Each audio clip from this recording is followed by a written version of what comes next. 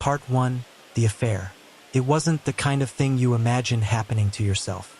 You hear about it in movies, from that one friend whose life always seems to be falling apart. But me? No, not us. Not my perfect, loyal wife. Yet there I was, standing in the doorway of our bedroom, watching a shadow of a woman I barely recognized anymore. That night, I came home early from work. Nothing suspicious on my mind, just a regular Tuesday. There was this unnerving quiet in the house that hit me as soon as I opened the door.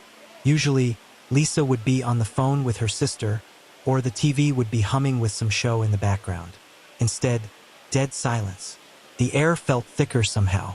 I could hear my own breathing, my own heartbeat in the stillness. I called out her name, Lisa. No answer. The strangest thing was, her car was in the driveway, her shoes were by the door. She was home. I made my way upstairs, each step creaking louder than the last, and then I heard it. Muffled voices coming from our bedroom. A low, hushed tone of conversation that made the hair on the back of my neck stand up. I stopped at the door. It was cracked open just enough for me to see a glimpse of her on the bed. Her face flushed, laughing at something on her phone. There was this giggly tone to her voice, the one she used when she was flirting back in the day. That was for me. Now, something felt so wrong about it. I watched as she adjusted the pillow behind her, her bare legs crossed at the ankle.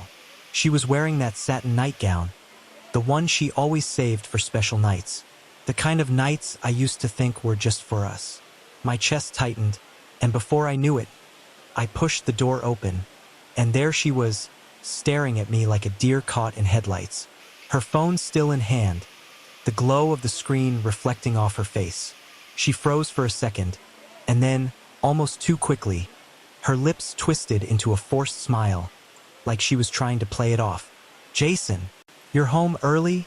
she said, her voice overly sweet, dripping with something I couldn't place. She fumbled with her phone, the screen flickering off faster than usual. I didn't say anything at first.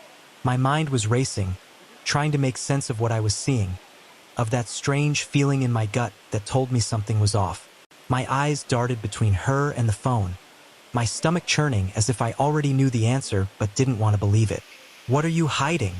The words came out harsher than I intended, but I didn't care. Lisa's smile faltered for just a second before she rolled her eyes, that same dismissive way she did when she thought I was being paranoid. "Hiding? Seriously, Jason? I'm just chatting with a friend. Relax." It was the tone, that flippant, casual dismissal that sent the first real wave of anger coursing through me. A friend? Huh? ####. Part 2. The discovery. That night was the beginning of the unraveling. After Lisa's brush-off, I tried to push the feeling down like I always had. I told myself I was overreacting, that she was just being her usual sarcastic self. But something gnawed at me. Her tone, her body language, it all felt different, like she wasn't the same woman I married. The next morning, Lisa acted as if nothing happened. She woke up, got dressed, and left for work without even a second glance in my direction. That's when the doubts came flooding back. I found myself staring at the empty bed for a long time, her perfume still lingering on the pillow. Something wasn't right, and deep down, I knew I had to find out the truth. I remember pacing around the house, my mind swirling with thoughts. Should I ask her directly? Would she even admit it if something was going on? My gut told me she wouldn't. Lisa was too smart for that. She could lie without flinching, and I hated that I even had to consider that. But I couldn't shake the feeling that something was hidden right under my nose. I didn't go to work that day. Instead, I waited until Lisa was out of the house and I sat in our living room, staring at the phone she'd left charging in the kitchen. My fingers tingled with hesitation, and my mind screamed at me not to invade her privacy. I was that guy now, the one who was about to snoop through his wife's phone. But trust is fragile. And once it cracks, you can't just patch it up with good intentions. I picked it up. The lock screen stared back at me, innocently enough, but I knew her passcode. Of course I did. It had been the same since we got together. My fingers hovered over the numbers, and within seconds, I was in. A part of me felt sick doing this, but another part, the one that had been aching for answers, pushed me forward. At first, there was nothing, just the usual mix of apps, texts from her sister, a couple of work emails. I almost convinced myself that I was crazy, that this was all in my head. But then I opened the messaging app. That's where I found it. His name was Matt. The thread was recent, only a few days old, but it was enough. The words on the screen blurred for a moment as I read over their messages. The flirty banter, the suggestive tone in every reply, and then the photo Lisa sitting on our bed, that same nightgown. The caption underneath made my blood run cold. Asterisk. Missing you already. Asterisk. My hands trembled as I scrolled, my heart racing with every new message. It wasn't just a fling. It was an entire affair, laid out right in front of me in black and white. The stolen moments, the secret meetups, the lies. She had been slipping away from me for months, and I hadn't even seen it. I dropped the phone onto the counter like it burned me, staring at it as if it were some poisonous thing that had just changed my life forever. Everything I knew, everything I thought I had with Lisa, crumbled to dust in that moment. I was frozen, trapped in a whirlwind of emotions. Anger, betrayal, disbelief. But one thing became clear. This wasn't something I could just let go. Lisa was coming home later that night, and I wasn't going to wait another second to confront her. #### part 3. The confrontation. She walked through the door at her usual time, carrying her work bag and smiling that same practice smile she always did when she thought everything was fine. But tonight, everything was far from fine. "Hey, how was your day?" she asked, casual as ever, not a trace of guilt on her face. I didn't answer at first. Instead, I just stood there, staring at her. The woman I'd loved for years, the woman I'd built a life with, was standing right in front of me, lying straight to my face. She sensed the tension. Her smile wavered. "What's wrong? What's wrong?" I repeated, my voice barely above a whisper. "What's wrong, Lisa, is that I found your messages." Her face went pale. For the first time, she looked genuinely caught off guard. But it didn't last long. Within seconds, that mask she wore so well slipped right back into place. "What are you talking about?" I stepped forward, holding her phone in my hand. Matt Lisa. Who the hell is Matt? Her eyes flickered down to the phone and then back up to me, calculating. She wasn't scrambling to deny it or apologize, no. She was thinking of how to turn it around. Her next words made my blood boil. "You went through my phone? Jason, that's so messed up. You have no right." "I have no right?" I cut her off, my voice rising with every word. "You've been sneaking around, cheating on me, and you want to talk about rights?" She crossed her arms, her expression hardening. "Oh, come on. It's not what you think. He's just a friend. All right? You're blowing this way out of proportion." I couldn't believe what I was hearing. Even now, after being caught red-handed, she was still trying to lie, to manipulate the situation. Every excuse she threw at me was like gasoline on the fire that was already burning inside me. #### part 4.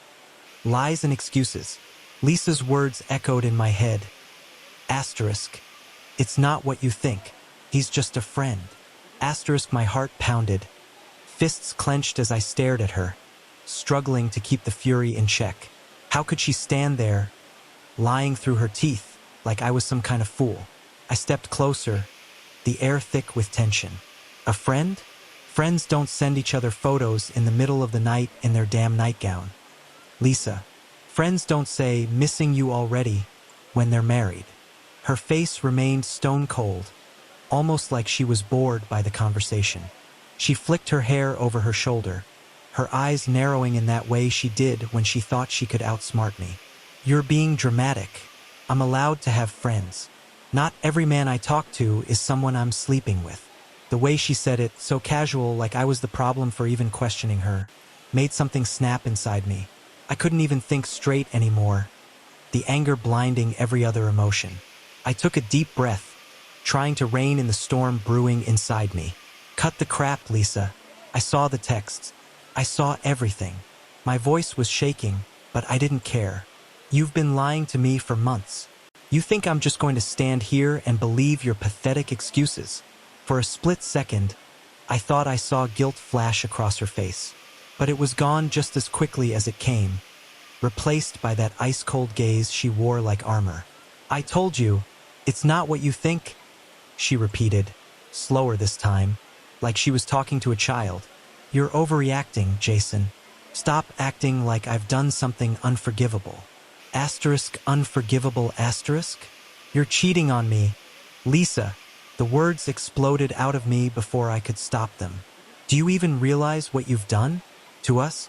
To everything we've built?" She shrugged, a small, dismissive gesture that made my blood boil. "Look, maybe things between us have been off for a while, but that's on you too. You work all the time, you're always stressed, and frankly, I've been feeling neglected." I couldn't believe what I was hearing.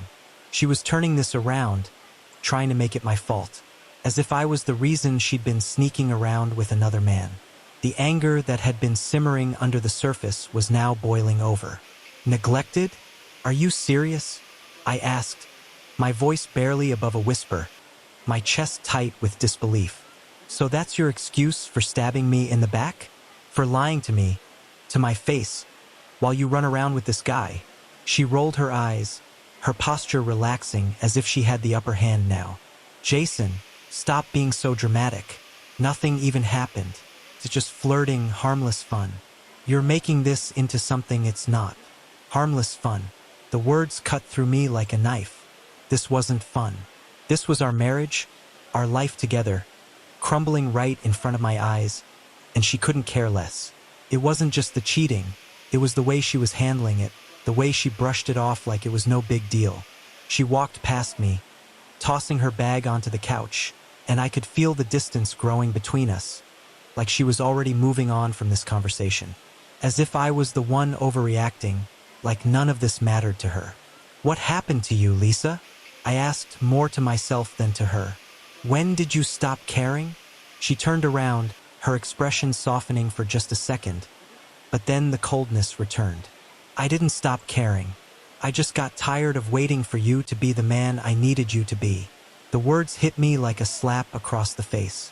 Was this what she had been telling herself all this time? That I was the one who failed her, who pushed her away. I had been working hard, trying to keep things together for us, and now she was twisting it around, making me feel like I was the one responsible for her betrayal.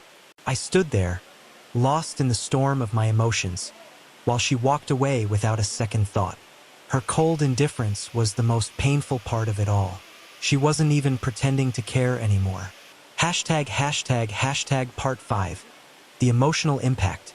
That night after she'd gone to bed, sleeping soundly as if nothing was wrong, I sat in the living room, staring blankly at the wall. Everything felt surreal, like I was stuck in some twisted nightmare that I couldn't wake up from. The house, which had always felt warm and comforting, now felt like a prison. Every corner, every piece of furniture reminded me of the life we had built together, the one she was so easily willing to throw away. The pain settled deep in my chest, a hollow ache that seemed to grow with every passing minute. Couldn't sleep, couldn't eat. All I could do was replay our conversation over and over in my head. The way she dismissed everything like it didn't matter. The way she twisted the blame onto me, as if I was the one who had driven her into the arms of another man. It was the lies that hurt the most. The thought of her smiling at me, kissing me, while secretly living this double life. I couldn't wrap my head around how someone could be so cruel, so heartless. And yet, underneath the anger and betrayal, there was something else, sadness. A deep, suffocating sadness that made it hard to breathe. This wasn't just about infidelity. It was about the loss of trust, the loss of everything I thought I knew about the woman I loved.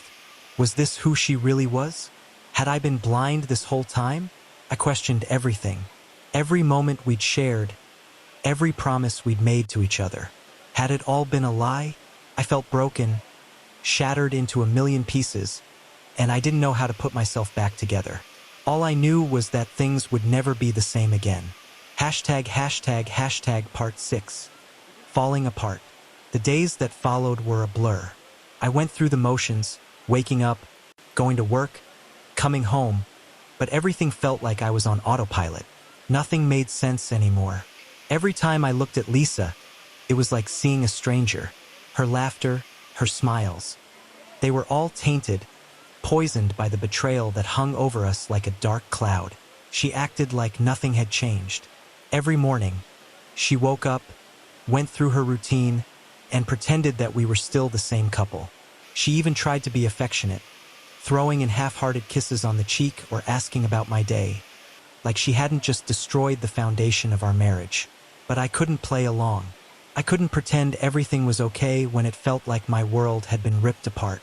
Every time she touched me, I pulled away, the weight of what she had done making it impossible to feel anything but disgust. The messages from Matt didn't stop either.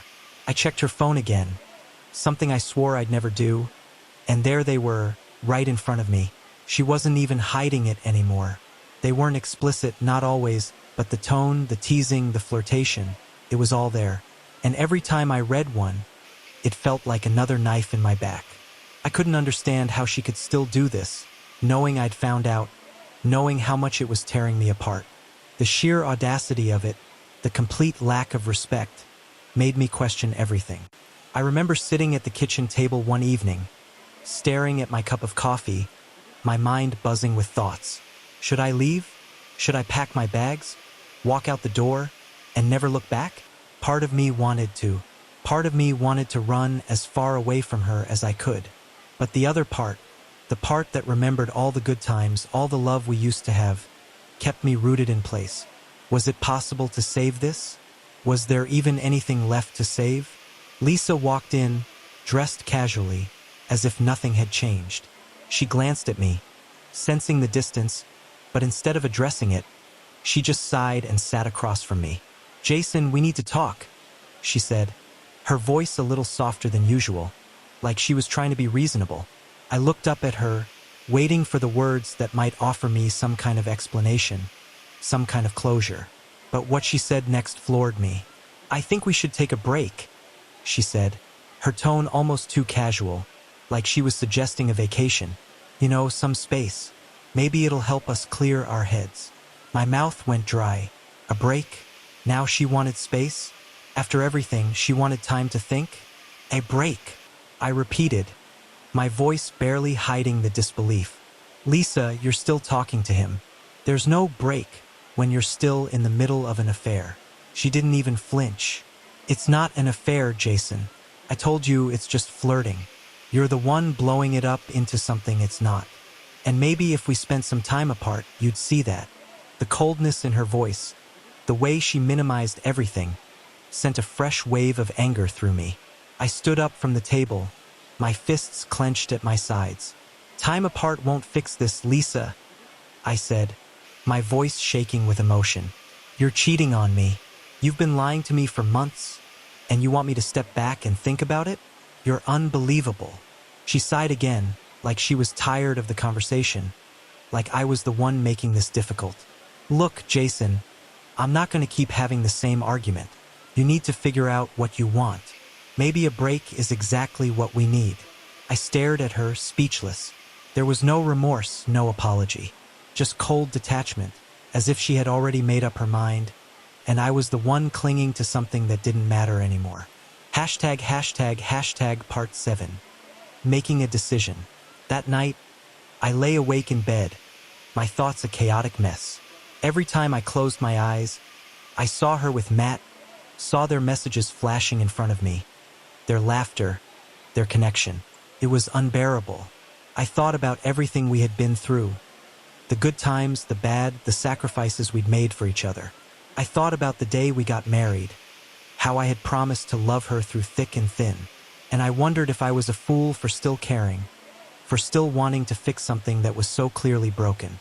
But no matter how hard I tried to ignore it, one thing was becoming painfully clear. The woman I had married no longer existed. Lisa had become someone else, someone who didn't care about our marriage, about me, about the pain she was causing. In the middle of the night, I made a decision. I wasn't going to fight for someone who wasn't willing to fight for us. I wasn't going to stay in a relationship built on lies and betrayal. Lisa could have her space. She could have all the space she wanted.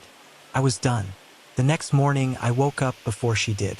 I packed a small bag, just enough clothes to get me through the next few days, and left the house without a word. I didn't leave a note. I didn't need to. Lisa would figure it out soon enough. Let her enjoy her time with Matt. Let her see what life was like without me. I drove for hours, aimlessly, the open road stretching out before me. The farther I got from home, the lighter I felt. The weight of Lisa's lies, the betrayal, the constant doubt. It was all lifting, little by little. I didn't know where I was going, but for the first time in weeks, I felt like I could breathe again. Part 8.